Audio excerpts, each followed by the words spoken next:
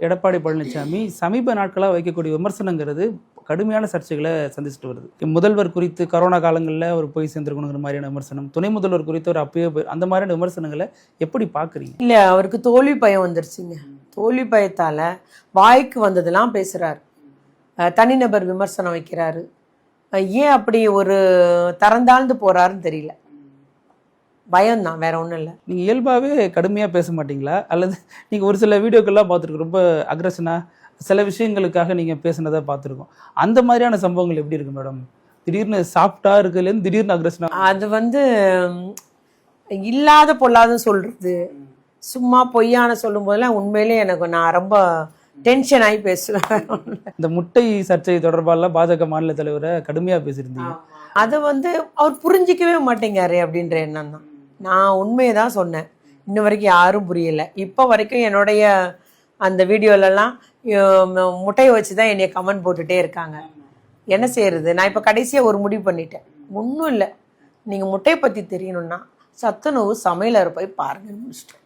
அந்த அம்மாட்ட போய் பேசிட்டு வட்டம் தெரியும் எது உண்மை என்னன்றது. அதிமுகவில் பாஜகவோட கூட்டணி சேர்ந்ததுனால அவங்க இன்னும் ஸ்ட்ராங் ஆயிட்டாங்க. அமமுக கடந்த காலங்களில் சில வாக்குகளை பல இடங்களில் பிரித்தாங்க. இன்றைக்கி அமமுக அவங்க கூட இருக்காங்க. அதனால் அதிமுக பாஜக கூட்டணி வலுவாக இருக்குது அப்படின்னு எடப்பாடி பழனிசாமி போராட்டங்களில் பேசுகிறாரு.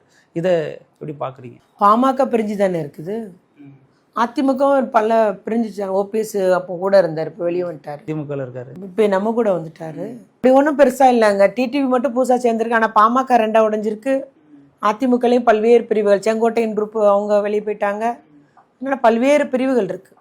அதனால் அப்படி ஒன்றும் வலிமையான கூட்டணி கிடையாது. நீங்கள் தேர்தல் பிரச்சாரத்தில் முன்னோக்கக்கூடிய முக்கியமான விஷயமா என்ன இருக்குது மேடம்? இந்த தேர்தல் பிரச்சாரத்தில் நீங்கள் தூத்துக்குடியில் போகிறீங்க, பல இடங்களில் பார்க்குறீங்க, மக்களோட மனநிலை என்னவா இருக்கும்? மக்களுடைய மனநிலையா? இல்லை, எங்கள் கூட்டணிக்கு ஆதரவான நிலை இருக்குங்க.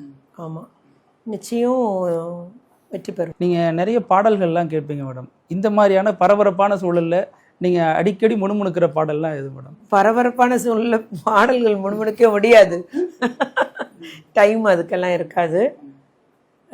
பட் எல்லா தரப்பு எல்லா காலத்து பாடலும் நான் இசையை ரசிக்கிறது என்னுடைய ரிலாக்ஸேஷனில் ஒன்றுன்னு வைங்களேன். சமீபத்த பாடல்லாம் ஒன்றும் ஞாபகம் இல்லை எனக்கு. அந்த என்னுடைய பேரனோட நான் அவனுக்கு போட்டு காமிச்ச பாடல்னா அந்த கண்ணான ஒரு பாட்டு உண்டு இல்லையா, அஜித் படம். அவர் அந்த பிள்ளைக்காக பாடுவார். அஜித் ரசிகர்னு சொல்லிட போகிறாங்க கமெண்ட்ல. எல்லா பாடலும் ரசிப்பேன் நான். ஆமாம், அந்த காலத்து கண்டசாலா பாடுற பாடல்லேருந்து எல்லா பாடலும் ரசிப்பேன்.